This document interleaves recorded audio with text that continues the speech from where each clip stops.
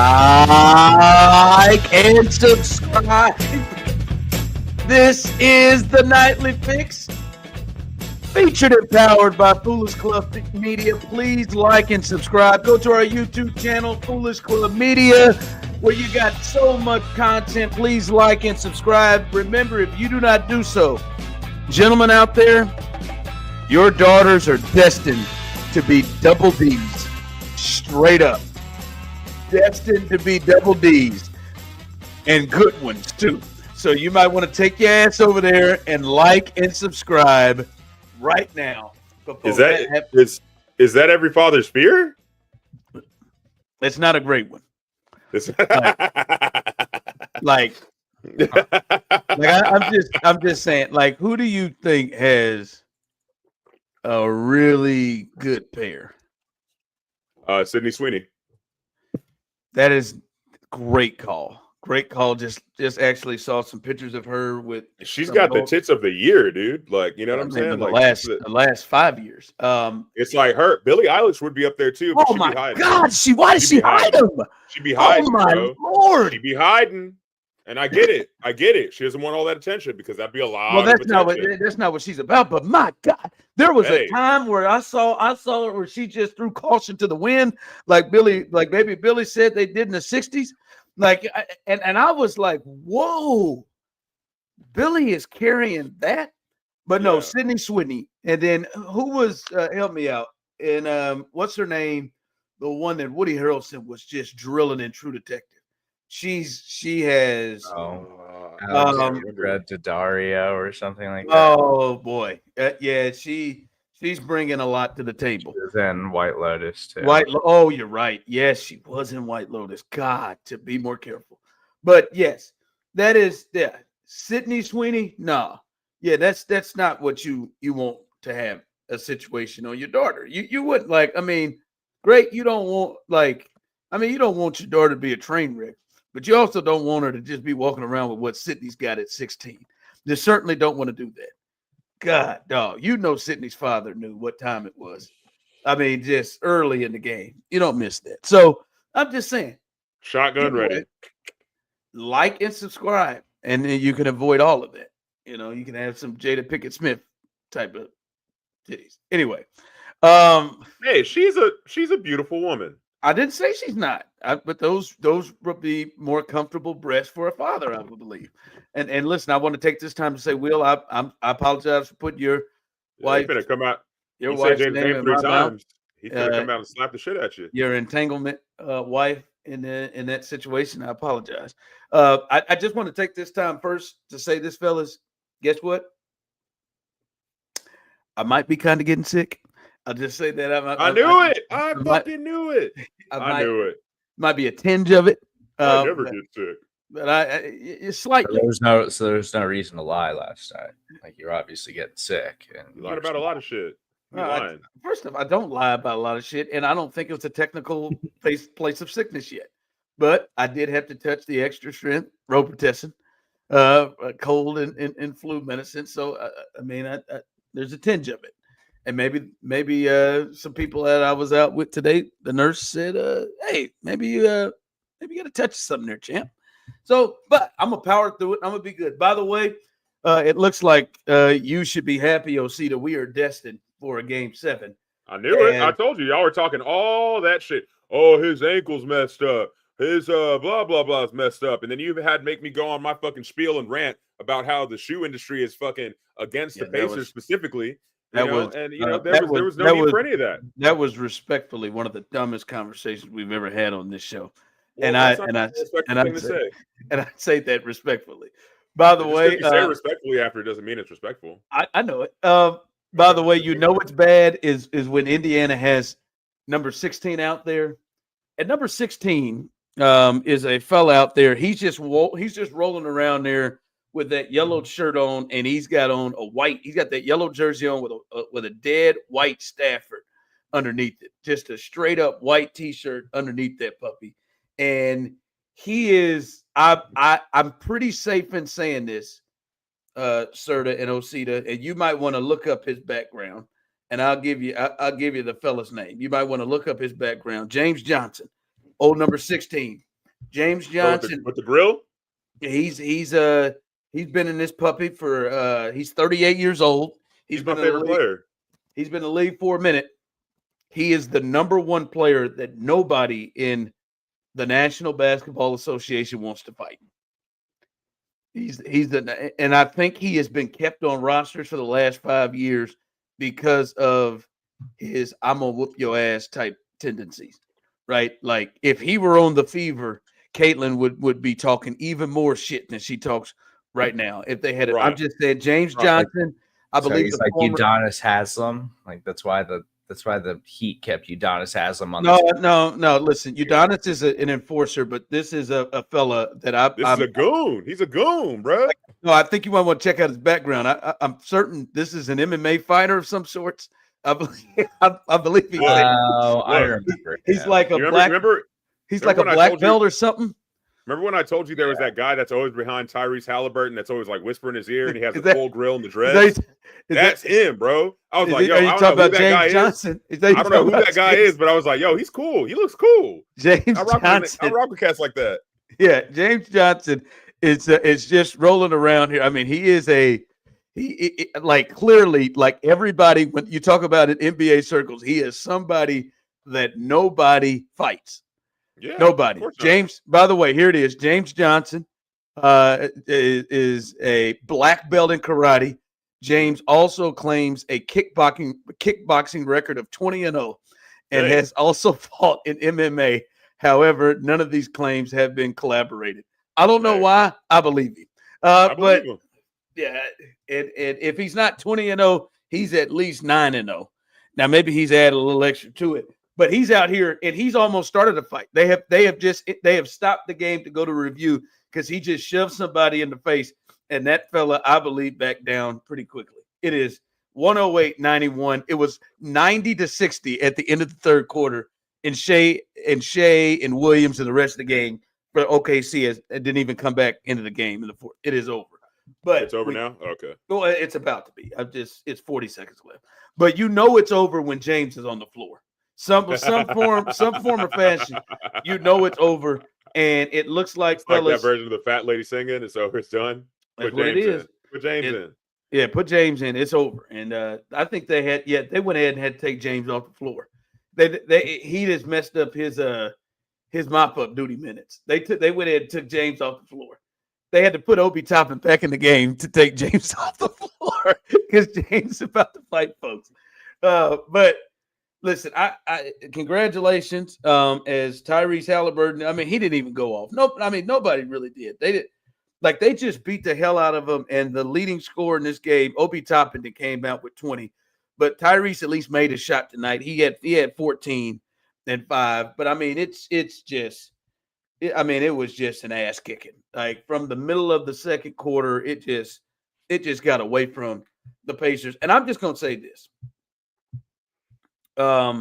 This is to me a bigger thing than just all right, we're going to game 7. I know I said this the last time and nothing has happened to make me feel any differently about this. I just don't know how good either one of these teams are. I really don't, and even more, I still believe these teams are not teams that have stacked up with finals teams that we have watched. Damn sure champions, but finals teams we've watched over the last 20 years or so. And I'm just going to say I don't like where the NBA is potentially heading right now. I hope this is a one-off. And I know there are some people who disagree with this, but I don't like watered down parity, if that makes sense. Parity, all right. If I got parity is cool. If we got all right, the type of parity that has all right, man. We got the Cavs and the Warriors, and then there's like if there are 4 or 5 really good teams, I don't like watered down parity. And to me, I would rather have one team that is a dynasty level team that people are chasing, that people find as villains, that people don't like, or the team that everybody is looking. Who am I describing? The Chiefs. or LeBron's Cavs, or Steph and the Warriors, especially Steph and KD Warriors, like the Jordan Bulls. Like, I'd rather have a dominant team that people are chasing than watered down parity. I pray to God this isn't going to become the norm. I really do, and maybe that's a little strong to pray to God on this, but I really he's got bigger fish to fry. I'm not gonna lie, Ron. No, he does, and but it just sprinkle a little bit here. I hope this is a one-off, and I hope, and I really don't even care if it's Luka or LeBron. That'd be my preference. But if it's Luka or LeBron, or if it's maybe the Celtics get themselves back together, that's probably 2 years away. But I don't like this mediocre parody. I'll never be back because Jason Tatum sucked anyway. God. That is just so unnecessary, man. I love how he just unmutes himself just to say that one thing. Quick shot. Yeah. Quick shot. And then he's like, I'm muted. Now I'm chilling. Now I'm back. He doesn't suck as bad as fish. But no, listen, that's a lame comeback. It's a real one. Comeback. A real one. You kind of laid it down yesterday, and I'm just agreeing with you. As you said yesterday, I didn't say fish specifically. No, but yeah, you were too much of a bitch to just say it. You said number one, you ain't gonna call me outside my name. That's what you're not gonna fucking do, Ronald. Okay, that's what we're not doing on the show. I did, didn't I? I did. I don't play like that. So you want to get saucy. You want to get saucy. Like that, Ronald. You want to get saucy. Ronald, all right. Ronald, now I didn't call you. I need you to listen. I didn't call you, Ronald. bitch. I said you was acting like one. All right. Hey, stop we got into that yesterday. You're being. Hey, look here, son of a bitch. All right. All right. But we can say it here. Actually, I don't like saying that because I met your mother. She's a nice lady. I don't want to say son of a bitch because that means that that she's a. You ain't met my father yet, so maybe. Hey, that's true. I haven't met your father. Yeah. We're growing. Our relationship is growing. It's a lot better than it used to be. Anyhow, Steve, do you remember that time where you sent us to break? And you made a comment that made everybody just feel terrible that you said in reference to your father, and we were all like, "Damn, man, I'm sorry, man." I can't remember. We were talking, and you said something like, "Yeah, my dad left me once," or something like that. I don't think I said that. It was something like. Where me and Vern were like, damn, and then you just hit the button and went to break, and everybody like, Serda, all right, man. but no, listen. I hope Tatum doesn't suck, and obviously Steve knows that. But I just hope there is some team. I'd much rather a team or teams that feel dominant because I don't feel like I'm watching two good basketball teams. There is no way that the Pacers with a gimpy Hallie, Tyrese Halliburton, a gimpy Halliburton, the rest of this crew, Obi Toppin, and little TJ McConnell coming in here with the season on the line, him being a game time decision with a bad calf, and that's exactly what they want to do is push the ball. There is no way that they come in and they're down 30 going into the fourth quarter. Like, to be honest with you, as I said, as good as OKC has been, this should have been 5 games max. And they're going to game 7 because I don't think these are great teams. And I just hope in some form or fashion that this isn't about to be hey, all right, we can bring in the Nets can make a run, or hey, again, look at the Knicks, they're gonna make I don't like where this is heading. I don't like where this is heading. So what about it? Sorry, Steven, you go. What more could we have asked for from an NBA Finals? Like, they're going to Game 7, and it's been competitive as hell. Like, there's been come from behind wins. Like, there's been some big blowout like losses and whatever, but there's been things that came down to the wire. Like, what else could we have wanted out of an NBA Finals between two teams that, we have all admitted they don't necessarily have like the greatest basketball players that we've ever seen, but they're good enough and they made it to where they made it, and they're taking it to a game 7. Like, and what else? Like, what is lacking from these games that you don't like so much? Is it the star power? Like, because a couple of weeks ago you were just like, man, if these, like, everybody's gonna think it's boring, but these are technically the two best teams, and it's like real good basketball. And from a basketball player's perspective, and now all of a sudden you're flipping the script. Yeah, I got new evidence. Yeah, I think it's I don't bestow anybody who has new evidence and then has a new response of said new evidence. And let's go. And I would just challenge you all, and I trust that you guys are good, honest people. I would just challenge you two to tell me right now, have you been felt and drawn to watching these games? I watch every game. What are you talking about? If I didn't have the show, I would have finished watching it downstairs. So you're honestly saying, Osita, you have outside of like the show that we do, you have been drawn to watch these games. Like you've been into. I am a member of the Hughley. Okay. I can't give me a gun and give me a head wrap. I am a member of the Hughley. Okay.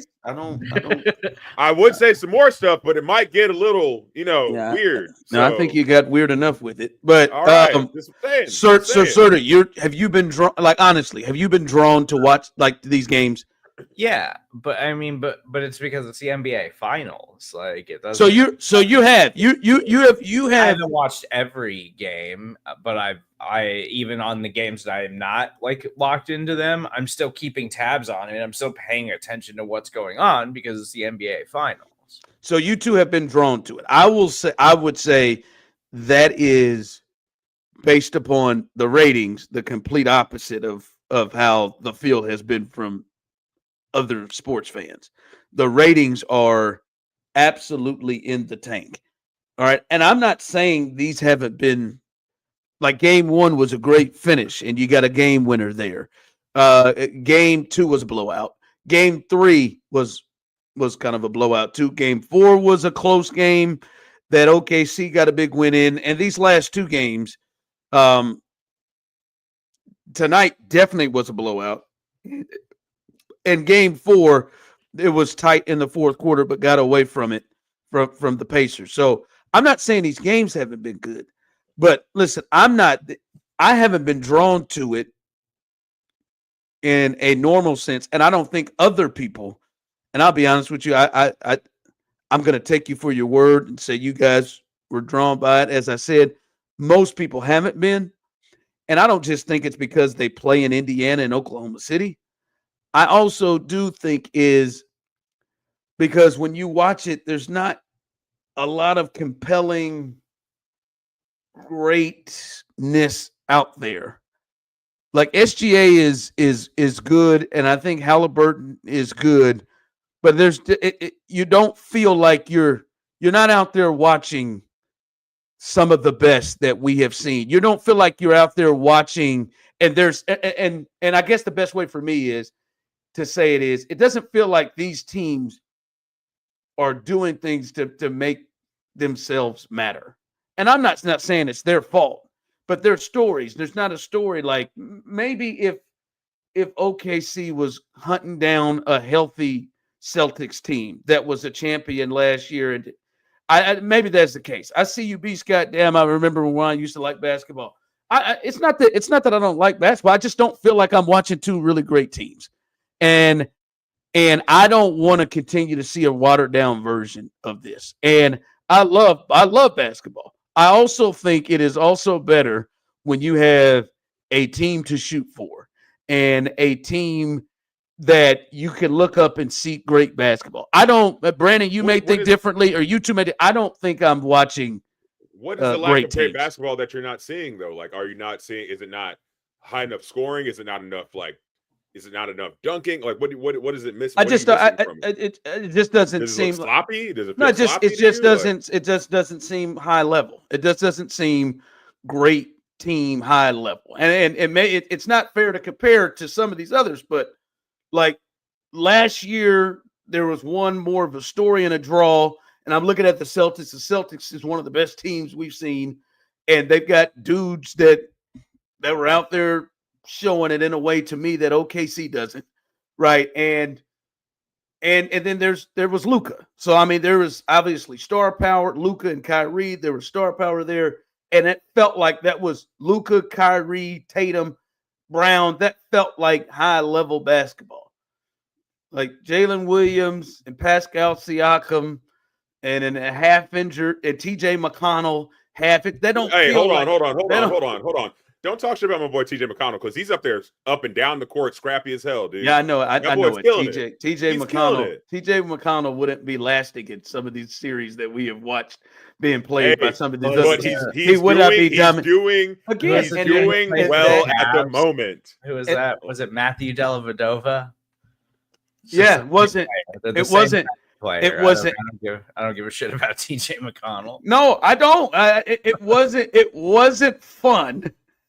It wasn't fun when Kyrie got injured and we had to watch Matthew Dellavedova try to waltz himself around. It wasn't fun.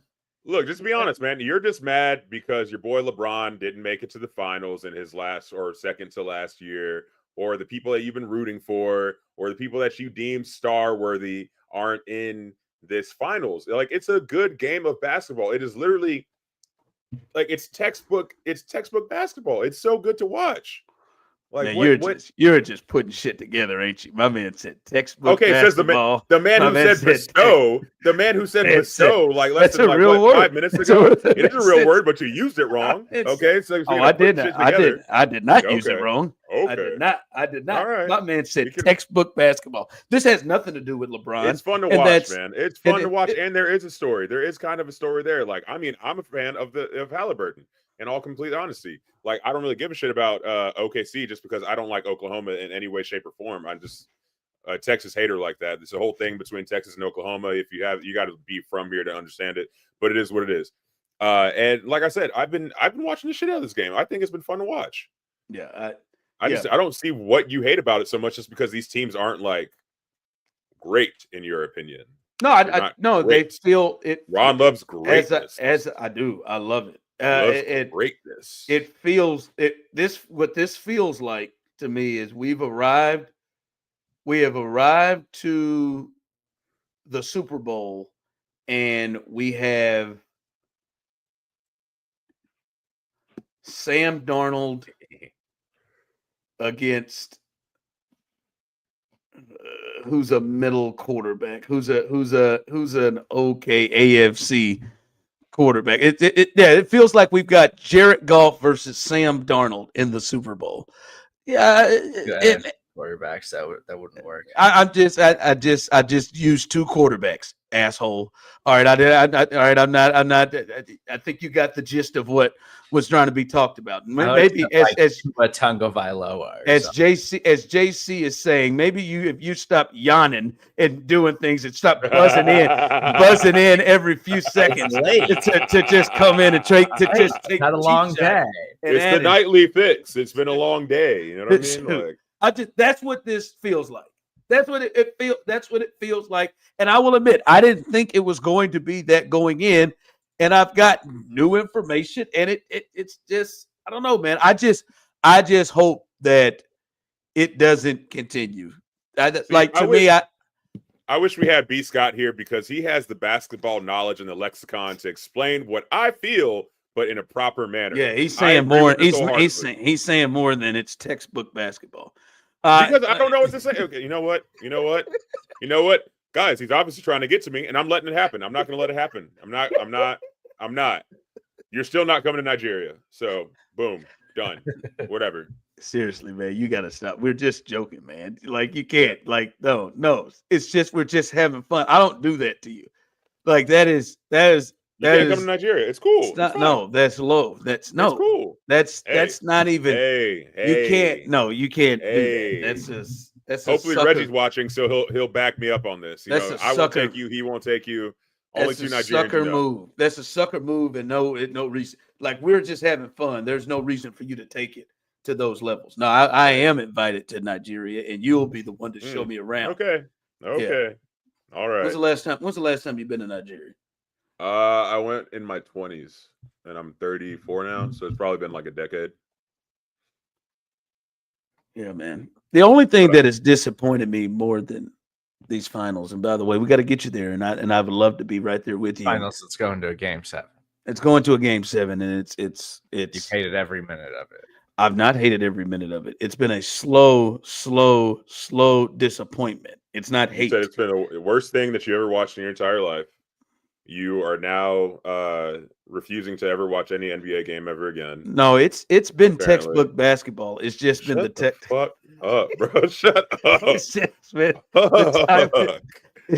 been the type of textbook basketball. Oh, yes. By the way, later on in the show tonight on the Nightly Fix, I will have to give my my review of Pink Floyd, The Dark Side of the Moon. Cannot wait to unload my feelings and views on that. Do I get to I get to rate it too with it, Serda? Yeah, you get to rate it. You get to tell us your favorite or worst part, whatever. Yeah, you missed it last week, Serda. Yesterday, Serda rated Poetic Justice in the low 5s. If you missed that, and basically said his complete disappointment in John Singleton for following up Boys in the Hood with that piece of shit of a movie. I believe it's with directly what he said yesterday. So if you missed that, you can go back.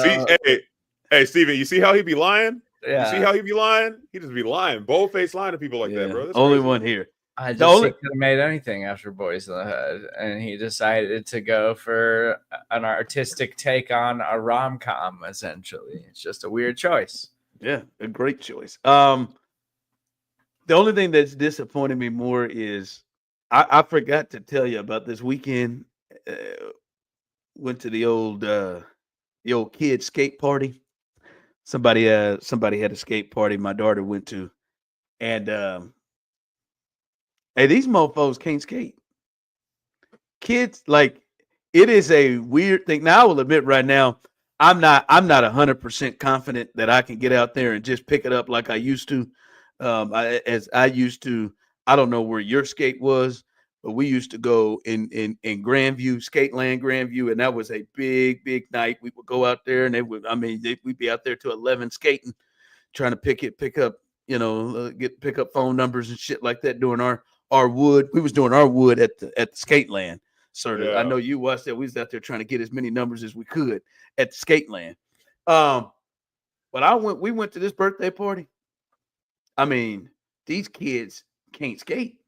These kids are hugging the wall. And I'm talking anywhere from like 5 to like 20 hugging the wall. I'm seeing 17, 18-year-olds with the little brace my 5-year-old son had rolling around on them bitches. I'm seeing people, these kids can't skate. I mean, it was like, that is clearly an activity that is shot. Take a shot. That is that is an activity that is done, it seems like, or at least way down. I could not believe how many, elbow drops I watched, how many skins of the knees, how many boom, how many people that you could see the look in their eye of just hugging the wall.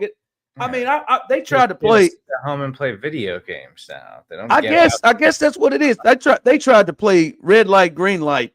And it was, if you've ever seen D2 Mighty Ducks, it was like a lot of Luis Mendozas out there who couldn't stop themselves and sliding 10 yards and having to go back. The skating seems to be a dying business right now because these kids don't know how to skate. It's actually, so I would say it's been picking back up. Like, it did die. It died. We had a funeral for it and everything. You know what I mean? There was an epitaph. I missed that. Yeah. But it picked back up after COVID when people were kind of like picking up like outdoor sports, just like things to get them outside of the house a little bit. And so like there has been a little bit of revamping on certain sides of town of like different little skating rinks. Like if you're in the Southwest area used to have, Southwest Houston specifically used to have like all of them. Like used to have like Funplex, Derry Ashford skating, like so many different places. Funplex closed down. The only place that's open, and I'm still surprised it's open, is Derry Ashford roller rink. But you know, kids like to play video games, man. They don't really like being outside. But hold on. I mean, like, and they taught us, like when I was a kid, I remember they taught us in school in PE how to skate when I was in the 6th grade. Did they? Oh, I never had no skating class. They taught us how to skate. Like it was like for a week or something like that. They taught us how to skate. And I was like, really? I'm pretty good at this shit. Like, all right, bet. I know they damn sure wasn't doing that in Shawnee Mission, sir. I know they wouldn't teach y'all how to. There was no skate class. I had a social dance I mean, class. they might have had them, but we went to, I think it was Skate Land, and I just looked it up. Now it's called Skate City. So ours was Skate Land in Grandview is the one I used to go to. Yeah, I think it was Skate Land when I was a kid, and for some reason it's Skate City now, but it's still there. It's in Merriam, Kansas. But that's where we went. I'm sure they had probably like instructive classes or something that you could sign up for, but I didn't. We would get dropped off at Skate Land, and we would just go skate, and I didn't really know how to stop and start and stuff at first, but you just got dropped off there and you had to go skate to like talk to people, and so you just kind of figured it out as you went. No, these cat, like it was people in the building that were in high school that I can eye and say, this like the second or third time this motherfucker's had skates on. Like in their life. Like this is the second or third time they've had skates on. It is why, like the video games thing is weird, because it's not like our generation didn't play video games. And I know ours is a 5 to 6 year range, but I mean, Madden was big. I mean, I didn't play video games. I was weird. I watched Sports Center, but I didn't play video games. But there are a lot of people sitting up there playing Halo and doing all that shit. But video games have changed a long time since, the days of Pong and stuff like that when you were a kid, like it's all, it's whatever the fuck it was called. But look, I work with kids all the time. Atari too. And they, I hate you. Look, I work with kids all the time, and literally like all of them, every single one of my employees, they look at me and they're just like, so what video game do you play? And I'm just like, I don't play video games. It's like, you don't play anything? I'm just like, nope, don't play anything. They look at me like I'm a leper because I don't play video games. That's how, I guess, important it is to them. They base their entire lives around what games they play. They base their love lives around what games they play. It's fucking crazy. It's totally different now too, because like online gaming has exploded in the way that it has, because people like they make friends that way. They have like communities that they are a part of that way. Fair. And so like, it's not the same thing where like before you had to like make friends at school, and then you want to go out or you want to spend the night at a friend's house or something, and you get out and you do like dumb stuff as a kid. Like now people can sit at home and hang out with their friends and play video games. And like, I see kids that just do that stuff all of the time. Like, that's their thing now. It's just the way that it is. It's different than when we were young. I mean, the thing is, we lose skating, bowling, and arcades used to be a fun one. Next thing you know, we're gonna lose bikes, and kids ain't gonna be riding bikes anymore. I'm going bowling on Sunday. By the way, I still don't know how to ride a bike.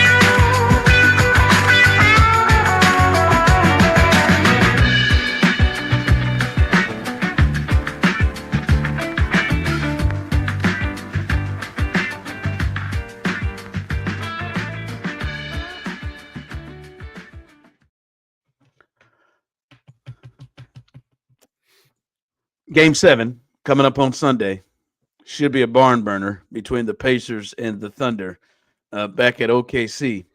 We'll see. I truly wonder because I'll watch it. I'm a basketball junkie and nut. I wonder what the ratings will be for this Game 7.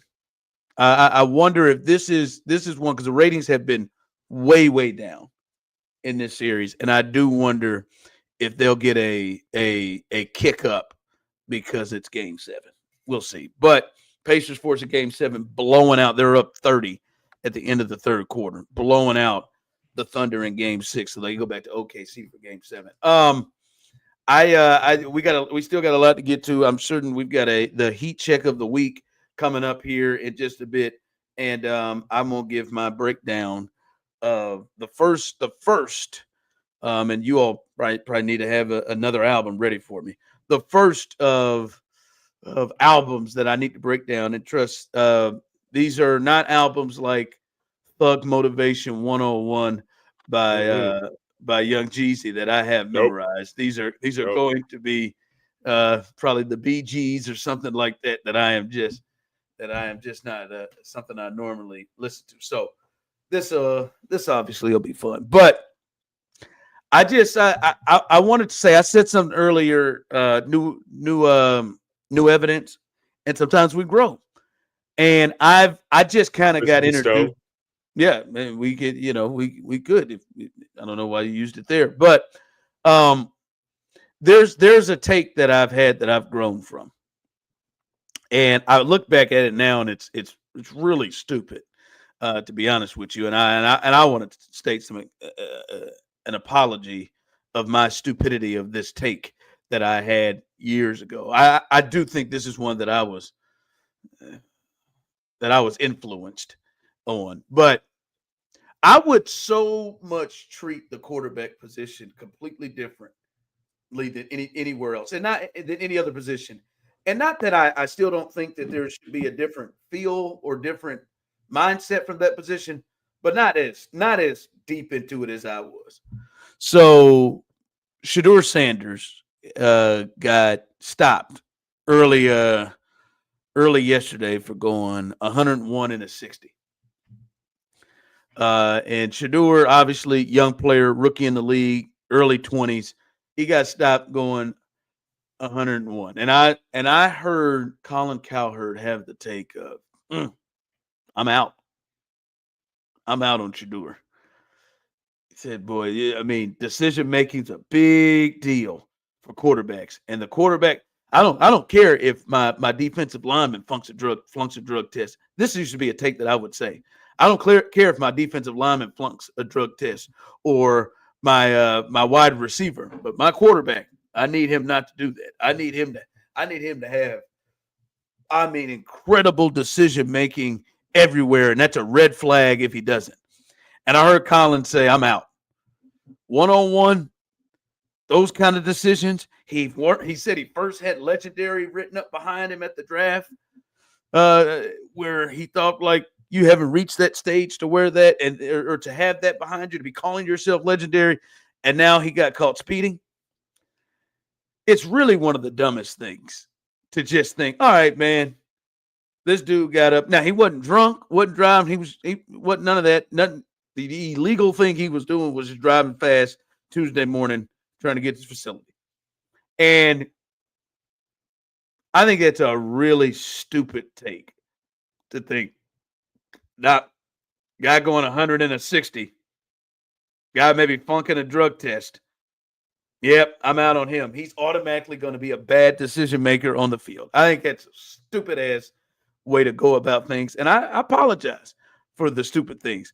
As I saw, LeBron James got a ticket at 23 for going 101 and a 60 in Cleveland too, back when he was 23 years old, and I don't think that stopped his decision making of being a great player or decisions when he was on the court. So I think that is one of my dumber thought process that I've had. And anybody who thinks like, oh, I'm going to cross Shedeur off the list, or that because he's driving fast in a car 40 miles over, that this means it's going to translate to him being a bad decision maker on the field. That's just stupid. I mean, yeah, that's ridiculous, but he shouldn't be speeding. Like, he should just not do that. We've seen lots of NFL players get in trouble for that. Henry Ruggs is in prison right now because of his poor decision making. But that doesn't necessarily mean that it has anything to do with anything related to actually playing football. It's just that we have to have takes. We have to have opinions. And Shedeur Sanders, even if he never starts a game in the NFL, is somebody that will draw attention. And so having an opinion about it like that, like, oh no, he's a bad decision maker because he got caught speeding, is something that will get you interaction. First off, I hope it didn't come across as if I was in any way saying, "Oh, it's all right to drive that fast." The way Steve came out of the gates. According to you, it's okay if I go 100 in the school zone. So I mean, that seems like it's fine. The way Serda broke that down, I hope that didn't come across as if I was supportive of him going and driving that fast. Yeah, I understand what the bad things that can happen. And he shouldn't. He damn sure shouldn't go 101 and a 60. We get it. I probably shouldn't have gone 85 at that 65 that I was going earlier today. But if to this point though, Serda Osita, if he doesn't get on the field for the Browns, I don't think it's because he was driving 101 miles an hour into 60. Of course. And I don't. Now, I think it's a difference between like a Johnny Manziel. Like a Johnny Manziel, this is a different thing. This is a constant thing. This is a constant battle with drugs and alcohol, a constant thing that gets you off the field that he's repeatedly doing. Like that's a different thing. But speeding like that is not going. So hopefully, for his sake, he's smarter about that and understands the risk. But I know the way you said this, sir. I know you've gone 100. I know you've. I don't speed. You don't think you've ever gotten up to 100 in a car? No. I legitimately don't speed. Like I would say like 90 is the highest I've ever gone. And that's like, I gotta be like on a long road trip or something, because I generally just don't drive on highways. Like I don't really like driving on the highway. What? You avoid highways? Yeah. If I don't need to get on a highway, I don't get on a highway. I don't really like highways. I like to take my time getting places. I don't ever need to be somewhere bad. So your whole life, 90, you think 90 is the highest you've topped? Yeah. Okay. Listen, I'm not going to say I make it a habit, but there have been some airport runs. There have been some moments where I'm on a long drive and I didn't got comfortable and let it get away from me. And I look down, oh shit. I'm very punctual. I am never in a hurry to get anywhere. I always have plenty of time to get wherever I am going. You just don't want to see how fast it goes, though? Because, I mean, my first time driving a BMW. I never hit a straightaway. I drove my friend's BMW back from the beach one time. She was too drunk to drive, and I was just like, fuck it, let's go. Like, hit that motherfucker I was at like 110 or something like that before I even knew. It was beautiful. Get that water down, man. I think every new car that I've ever had, I have at least just opened it up. I just one time, like early and getting it. Let me see how fast this bitch can get. So it's just like, let me hold me down in 60. Let me hold this bitch down in 60 to 70. Steve, I mean, that's also like a young thing though. Like when I was like early teens or my late teens, early 20s and stuff like that. Yeah, I drive a little crazy, but then after a while you kind of realize like, oh yeah, that'll get you killed. Yeah, I don't make a habit of it. Like it just like in these days, like I don't know about you, Serda, clearly you're out on this conversation. I can get to 85 easy and not know it. Yeah. I just have a heavy foot. It's just not like driving really fast in a car. Just not something that's for me. It's not something I'm super interested in. Like, I just don't need to do it. Yeah, and I'm not either, but I'm just saying, like, I can be on, boy, I'm telling you, boy, I can hit that Fort Bend tollway, Osita, and I can, boy, I can look down and think, damn, I'm going 87. Oh, also, Houston drivers are a different breed, though. Like, Houston drivers will drive fast as shit on any road, and you kind of have to keep up with like the rate of traffic or the rate of the other cars around you and stuff like that. You kind of do have to push. I've done that. I've done that everywhere. Wow, especially going down like 90 towards downtown or something like that. Like that hose open. There's a lot of cars going. The car behind you is hauling ass. You can get into the slow lane, but everybody's still hauling ass. Like it's textbook. My man Steve said he ain't hit 80 in 3 months. They hit it in a year. Let's do a little heat check.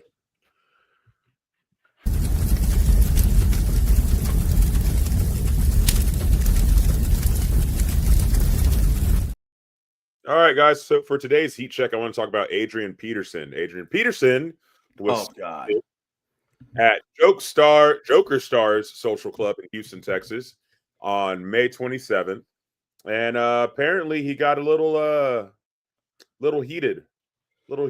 God, have you seen this? Yeah, let's watch it.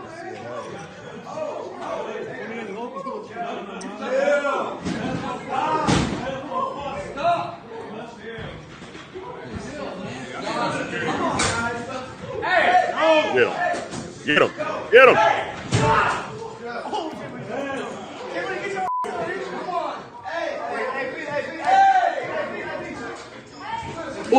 God. Oh, shit. Hey, Pete. Hold on. Get your balance. This is the one right here. Don't let slow ass punch. Look at this slow ass punch. That's crazy.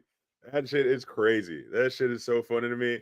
Look, I guess like Adrian Peterson, he thought all in meant fist too. I mean, like that shit was ridiculous. Like only he could turn a friendly poker night into celebrity death match.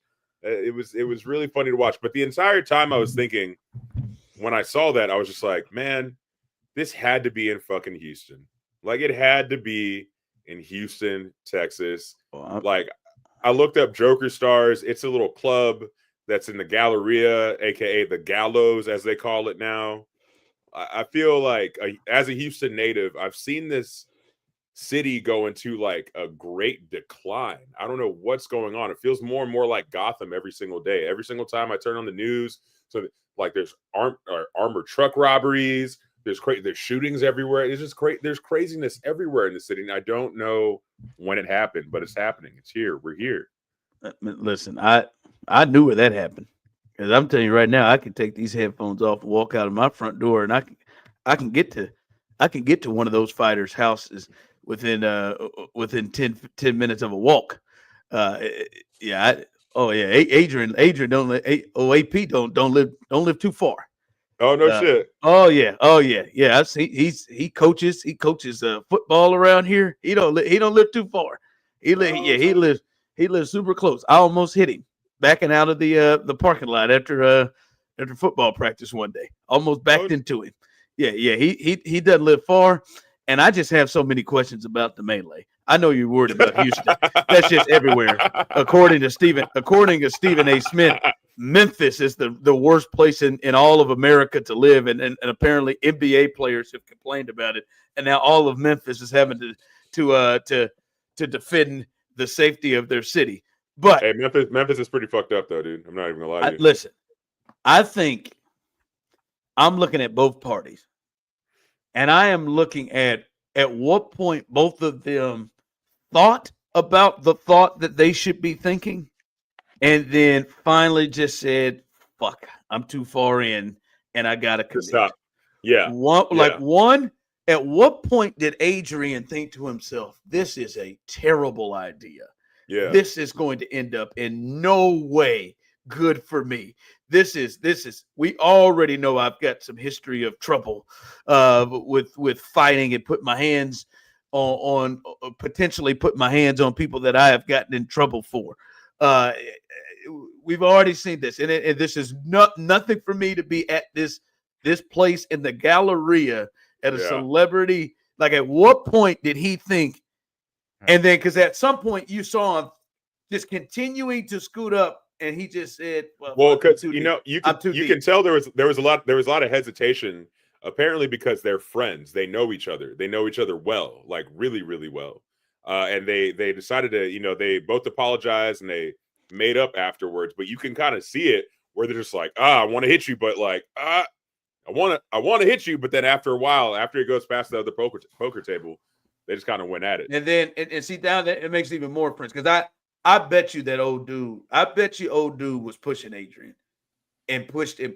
I think Adrian should be embarrassed that he didn't just like lay that dude out. I'm saying Adrian's got to come in harder and faster. I think he came very close. Peterson. I think that point where he lost his balance, that young man is very happy that he lost his balance. And then I think for the other side, now that we know for that guy, first off, now that I know that they knew each other before and they knew each other at least kind of well, I think he's sitting there thinking, shit, I fucked up this relationship. I mean, at some point, this was a good relationship to have. A Hall of Fame MVP running back, Adrian Peterson. This was a good relationship. That's through the door. At some point, I pass where that's over. And then, hold up. If this motherfucker connects, he is going to fuck me up. Why am I here? Why have I made this decision? Whoa, shit. Let me get up out of here. I just like those moments, I think both met. And at some point, both of them just said, shit, I'm in deep. I gotta remain in. I can't run out now if it's him. And then I gotta go. Because both of them should have stopped. And I'm in it, and now you know, and at that point you're not thinking, but you know somebody's filming this.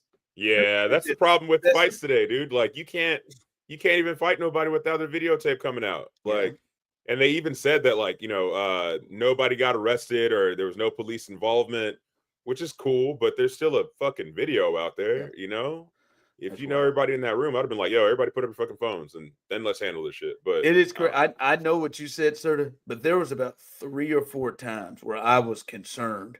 Oh shit, he's about to connect. Oh my God, he's gonna sleep this motherfucker. There were about 3 or 4 times, and I was almost happy he lost his balance. It felt because that was the one he was coming to get for. And then when he had him up against that wall, I thought, oh shit, he's about to. He's coming slow because he was measuring. Like he was I was honestly really surprised when I first saw it because I was like, damn, Adrian Peterson cannot fight. And then like when I found out that they were friends, it's like, oh, he didn't want to fight. You know what I mean? He didn't want to beat that dude up. He just kind of was like, well, I mean, if we're honest, they're both looking like somebody stop this. and there's a bunch of obstacles. That there's tables and chairs and people and shit. And old dude was moving around. Like it wasn't like he was straight up in his face. But everybody in that room was kind of just chilling. They were just like, "Hey, stop!" But no one actually like.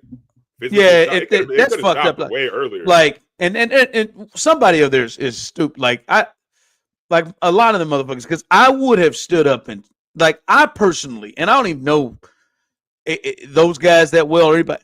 I would have got in front of Adrian. Yeah, I'd be like, hey, chill. Hey man, don't do hey, think about this now. Think about this. Like somebody of reason. Now I ain't gonna get in there and get in between the punch. I'm gonna measure this thing out with like, let's think about this. All right. So Osita, while you weren't here last week, Serda, he's given me, and I'm guessing you all can come together like we do on Black Movie Review, albums that I need to listen to. And he ran through a bunch of it. And I'll be honest with you, I said yes to a lot of the ones. I knew it. Let me just say, I said yes to a lot of the ones I've heard of. Like, but I'm not going to sit there and say almost any of those except for like Thriller. And I think did you say Stankonia? Or no, maybe, those, yes. But like, never mind. I know it, but I don't know that I've listened to it all the way through. I mean, I probably got Polly. I got In Bloom. I got Come As You Are. Smells Like Teen Spirit. Drain. I can tell you're reading off your computer right now. I'm not. I'm looking right at you. What's it? Lithium. I don't like. I haven't listened to all. Like I've heard a lot of it. So some of those I haven't heard. Just listened to them all the way through. And you gave me Pink Floyd, Dark Side of the Moon. Dark Side of the Moon. Yeah. And so I listened to 10 tracks. I listened to it all the way through. It was weird. I did my research, and obviously this is one that is looked at as one of the top all-time albums in any kind of listing you look at. There's only one song that I had ever heard of when I listened to the album. Like, and I'm talking about it in movies or anything. There's only one song I'd ever heard of, and that's Money. All of the other songs I'd never heard in my life. Not one time. And here is my assessment. One, it wasn't for me in the state that I was in, because I could clearly hear like, ooh, like I need some shrooms, some psychedelics. I needed to be not like, I don't even think a gummy would have done it. I think that you needed to be deeper. Then I saw the research of like the connection of Wizard of Oz and shit, like if you mute it or whatever, all of that shit. But one thing that stuck out to me was, and I'm guessing this is probably a trend in that time, is like there was a lot of just music playing, like a lot of the songs were more music than obviously lyrics, and there were a couple that ran through where it was like it was 2-3 minutes before I heard any kind of lyrics, which like it was, it's cool. I didn't have a problem with it, but it was just like, damn, okay, this is some instrumental type shit going down in here. But I could hear some of the soul in some of the stuff. I like some of it. It seemed like they had like almost like some maybe disco R&B singing in it, like which I respected, and it was cool. I believe like even the last song, it seemed like there was like, it seemed like R&B singers or something like that from that. Yeah. That was going in. I was like, all right, that ain't bad. But like that Any Color You Like, that was that one right there. I was like, well, I got to be high as a kite to listen to that one. Number 8, that one I had to be high as a kite. I mean, I enjoyed the just like the melodies and the music they were playing. I wasn't a huge fan of the voice. Like I like folks that can like really sing. That pulls me through. I didn't feel like it was a strong voice to me personally. But it was cool. I would say for me personally, I would give it like a 6.5. 6.5 out of 10. Yeah. Okay. It wasn't terrible. Like Money is one I could fucking chill and ride to. I like that song. I'm trying to think what's another one I liked. Yeah, like that motherfucking Us and Them, that was just never gonna end. There's some jams that are like, I'm just like, man, they just minutes long. I was like, man, they just going through. No, I mean, it wasn't terrible.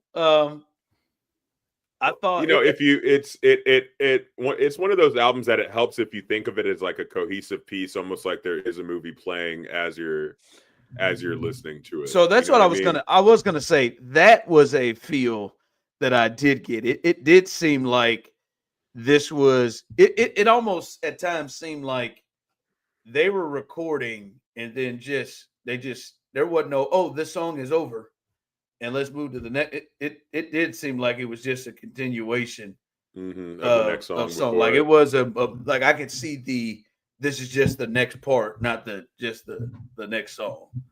This wasn't, so it was cool. 6.5. It wasn't bad. Yeah. 6.5. Were there any standout moments? I guess you said Money, and then Money was standout. Like great, what is it called? The Gig in the Sky or whatever the fuck it's called. You know what I like? No, that I'd say my second favorite song on there was Time. I hate that song though, dude. Because I'll be chilling. Like that shit has gotten me so many times where I used to listen to it till like I would fall asleep listening to it. And by the time the first song is over, all of a sudden all those clocks, those fucking clocks and alarm clocks, and it wakes me up and it jolts me up and it's like like every time. That was man. Weird. Yeah, that was weird. But I did like I liked that. Gig in the Sky, it was cool. But I would say that's the one with the girl singing, right?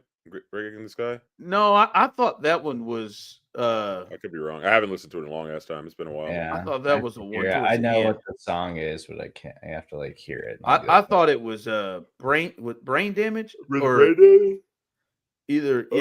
I thought it was. Yeah, I think it was brain damage because that's an example. Like brain damage into Eclipse. That just sounded like they just kept playing. That didn't seem like that. Almost didn't seem like two different songs to me. So it was cool. It was cool. All right. I took it on the drive. You took it on a drive? I took it on the drive, yeah. Well, my whole thing is I'm trying to help you expand your taste a little bit, maybe find something that you're into. But I think I might have gone too far into the weird before I came with something that you might be a little bit more familiar with or a little bit more. I seem to have more knowledge of songs from The Wall than this. I mean, that would make sense. The Wall was like huge, and that was like the thing that like growing up, like that was what I knew about him before I really like took a deep dive into Pink Floyd. Hey Steve, you ever seen Pompeii? No. You never seen the live Pompeii video? No. Oh my god, it's fucking amazing. They literally play in an ancient ruin and it's beautiful. That sounds beautiful. Awesome. I watched it while I was under the influence of some fun things and was fucking scared for my life for a little bit. But all right. I think I have an album that you definitely haven't listened to in its entirety that I think would be a good album for you to listen to. Let's see what we got. I'm going to give you Marvin Gaye, What's Going On. I mean, I would say I've listened to a good amount of that. That's, I mean, the whole album? I would say a lot of it. I mean, it's a great album. I think I'm pretty certain it is number one on Rolling Stones. Like here, let me. I think you gotta give him some Bob Dylan or something. Yeah, I was gonna say. I think that's a little quick. Like that is like that shit. I've all right. Kind of let's do Blonde on Blonde. Okay, I like Blonde on Blonde. I think that's a fair album for him to listen to. Right? So there's an era of Dylan. Early on, he was folk Dylan. Then he went electric, and it was very big when Dylan went electric. It was like people hated him because they thought folk singers were like meaningful and about something and like protesting and like changing the world. And then like electric music was like commercialized. And so like when Dylan went electric, it was like him selling out. And so he made Highway 61, which is an incredible album, which is like his first full electric album. And he made Blonde on Blonde after that. And Blonde on Blonde is also an amazing album. Are there songs, but it's not acoustic folky Dylan, it's electric Dylan. Are there like songs on here you think I've heard? Probably not. No. Really? There's some Bob Dylan I haven't heard. Okay. Look, man, every time I listen to Bob Dylan, there's a new Bob Dylan song that I haven't heard before. Like, yeah, I'll be like, who's this? And I'll be like, oh, it's Bob Dylan. Maybe Stuck Inside a Mobile. You've heard in like a movie or something. Inside a movie. Yeah, I don't think there's a single other song on this album that you've ever heard. Yeah, this is a weird album. It'll be fun for you. It'll be interesting. That's interesting. I mean, y'all sending me the weird shit. Yeah. Not like fucking Abbey Road. This is good. You'll like it. Maybe. We'll see. Blonde on blonde. All right, I got it. Yeah, I got it in here. All right. All right. I'll take it to Blonde on Blonde. Bob Dylan. You're right. Never listened to any Bob Dylan albums, so this will be a definite first on this one. My man tried to give me Marvin Gaye. I'm just saying, if you have it, because what made me think of it was the fact that you said the songs kind of like ran together, and if you listen to what's going on in its entirety, all the songs run together. It's one continuous album, and they all mix perfectly into the next one. So he modulated the end of certain songs to fit the beginning of every single song, and it's fucking beautiful. I'll just say, when you brought this idea up, I did not think Marvin Gaye would come through in the second one. I was trying to be more accommodating, but now, fuck you, okay? I'm just going to give you the weirdest shit possible. Kelly, we're not well, no, not weird. I mean, wait. Hey, just wait. Just wait. I was gonna give you Radiohead. I was gonna give you the weirdest Radiohead album too. That makes more sense. I was gonna make you have an existential crisis. You know what I mean? Like, let's go. LCD sound system or something one day. Oh my god! I just kind of LCD sound system. I kind of thought it would be like, all right, these are albums that are historic, like albums. Wait, did you say LCD sound system's terrible? No, I love LCD sound system. I was like, yo, we're fighting. We're fucking. I thought this would be like, man, this is shit you have got to hear. Like Pink Floyd. Pink Floyd, that one is. I think these are things that people talk about, that albums that you got to hear. I kind of thought, and I'm not gonna say Marvin Gaye would get there. I just would have thought that would have been early in the process. That's like what was the one you tried to give the movie you tried to give Serda yesterday with Robert Duvall as the star and Colors.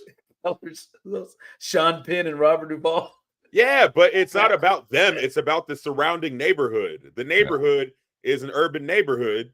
Therefore, it has a lot of black. Never mind. You know what? I'll take it home. All right. No, speaking of Blonde on Blonde, that's a textbook. That's a textbook black movie right there. Speaking of Blonde on Blonde, when I was in high school, I made sweet love to a redhead. Fuck you.